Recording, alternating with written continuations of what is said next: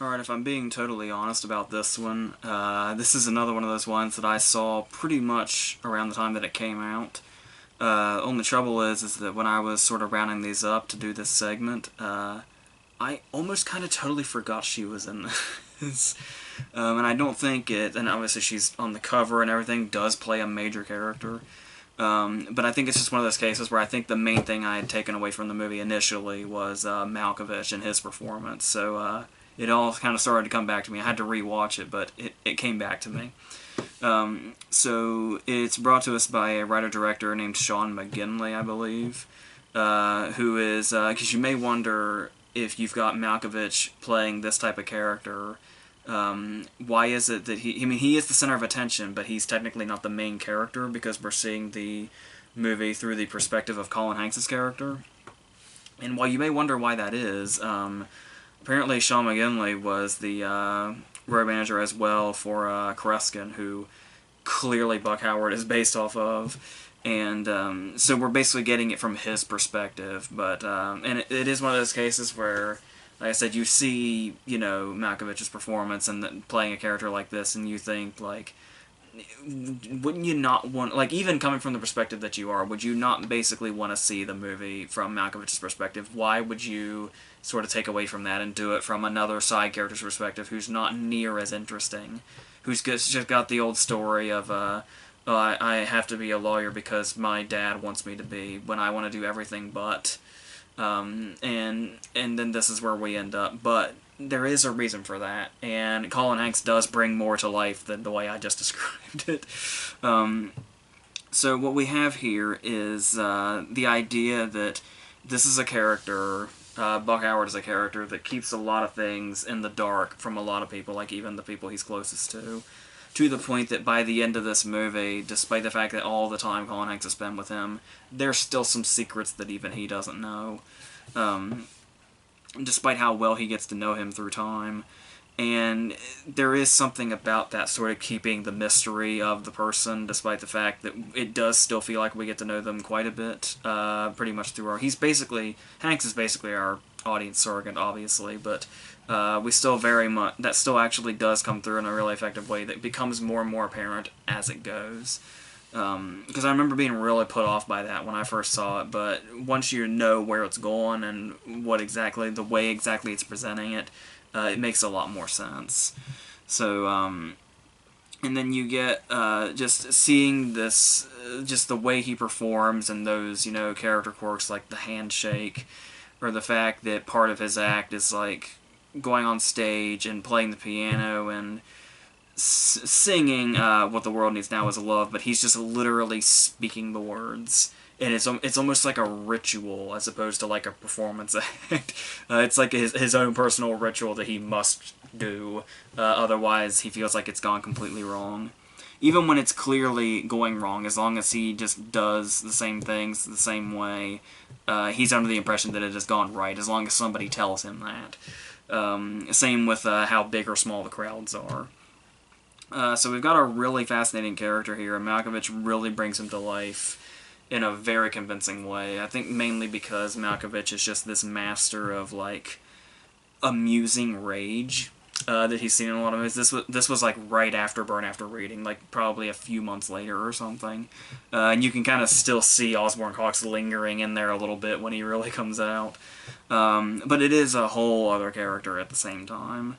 Particularly when it's like the show is ruined because he's gonna ride there in a minivan, and it's like that just cannot happen.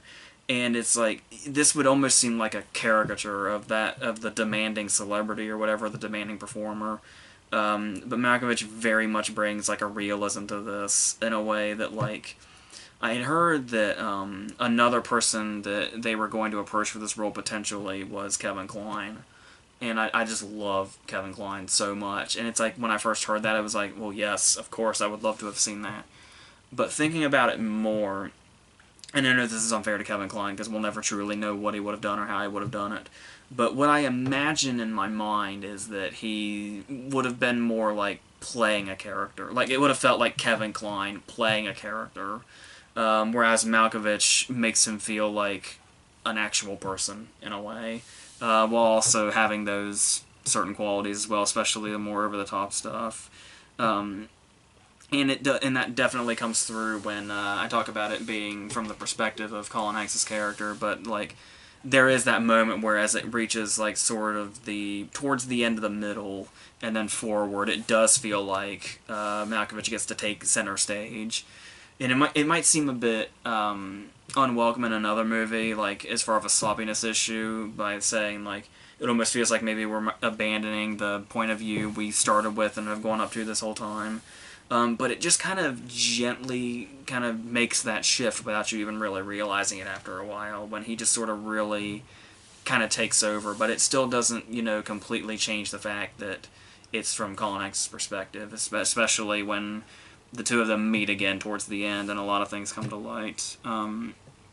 But some of the other characters along the way are, obviously you've got, of course, who better to play Colin Hanks' dad than his dad, Tom Hanks.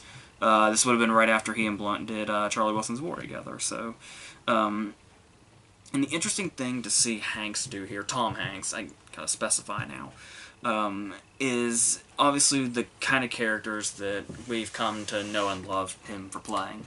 And here, even though he only has like 2 scenes or so, 2 or 3 scenes, he gets to do something that feels like totally different and totally weird when we see it.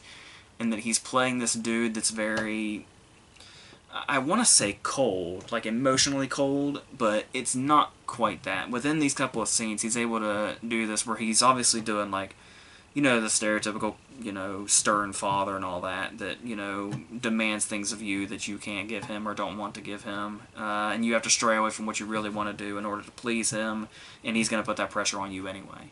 But the way Hanks plays him in just these few moments, it's like, it's less like he's emotionally cold to Colin Hanks' character, and more like he just feels that strongly about like his preconceived ideas of what he thinks his son should be, and he does make that feel like actually authentic and not just that sort of stern dad cliche character. So it was nice to see that come through, and just the whole poignancy of it just in general, that their actual father and son does sort of come through in those scenes also.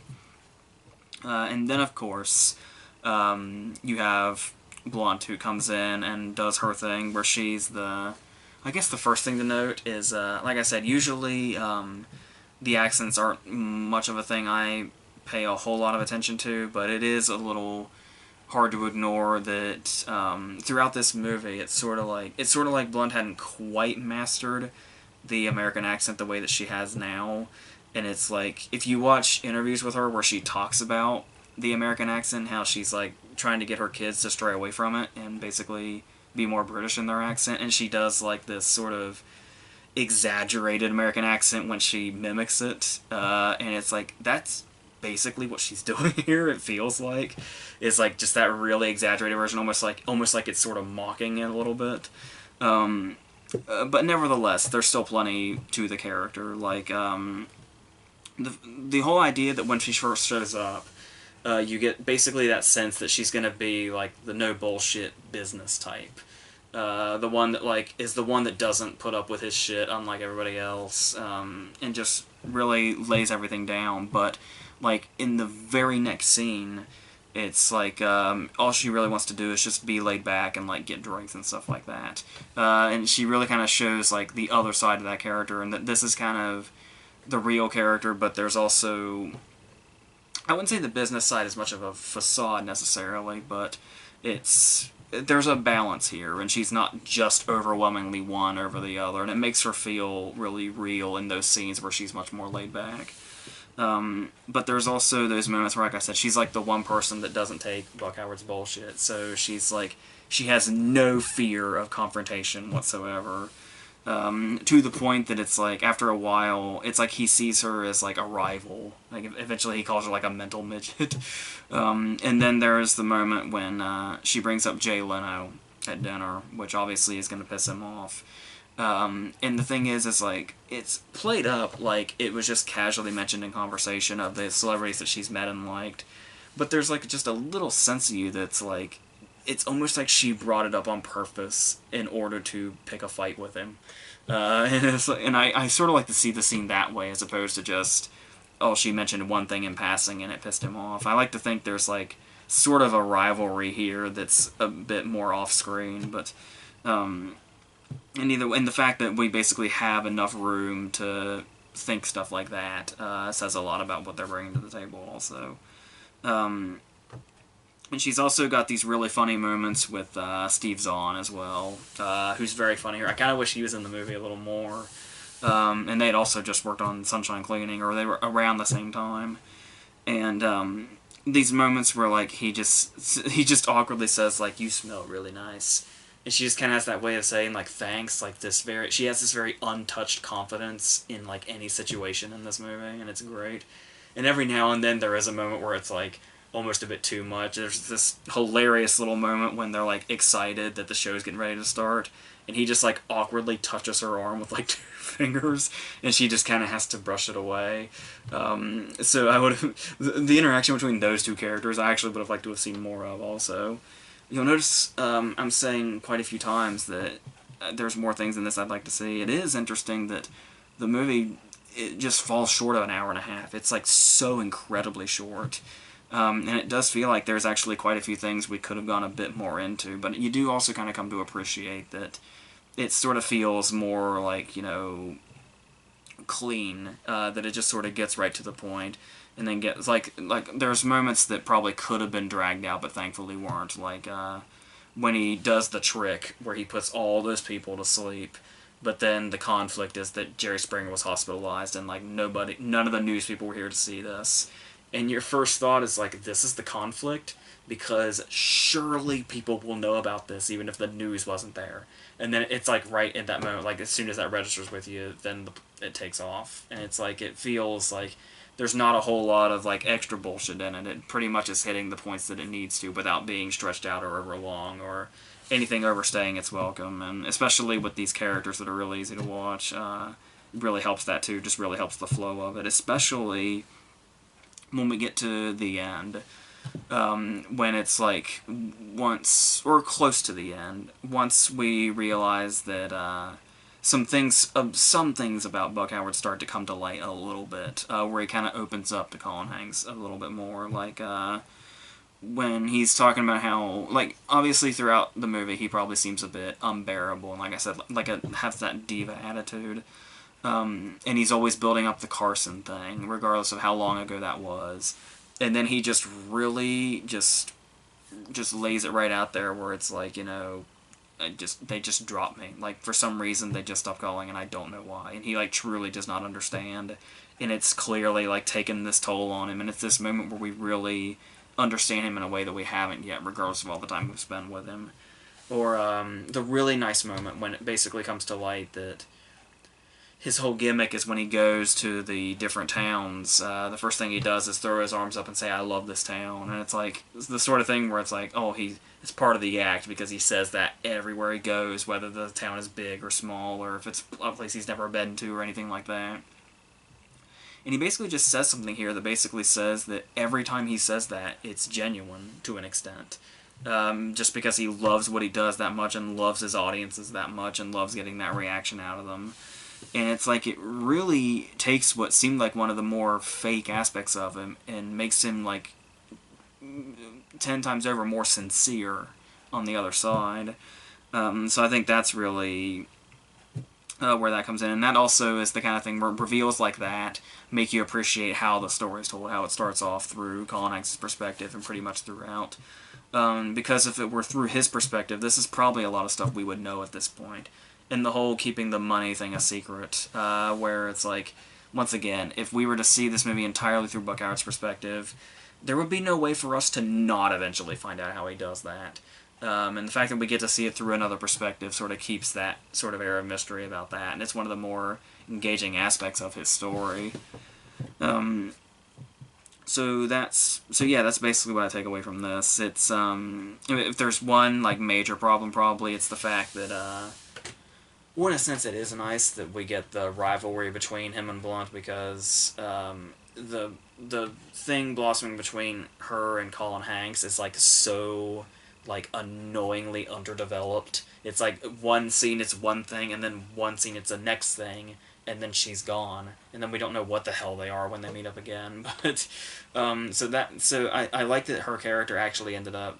Obviously, the conflict comes from the fact that they got too close, or so Buck Howard seems to think. But I do like the fact that the stronger aspects of her character come from her seeming rivalry with him. So I do think they utilize that nicely, and of course, just the whole fact that Buck Howard is based on Kreskin, and it's one of those cases where I didn't know who Kreskin was when I saw the movie, so I had to look him up afterwards, and I saw a few YouTube videos, and just immediately you see like the handshake and the mannerisms and all that stuff, and you're like, yep, that was definitely him. So that's all more credit to Malkovich as well. So yeah, so this one, once again, just kind of sort of flew under the radar. I don't know how many people, at least I know personally, that even know it exists, despite the fact that you can plaster Tom Hanks on the cover or Blunt on the cover.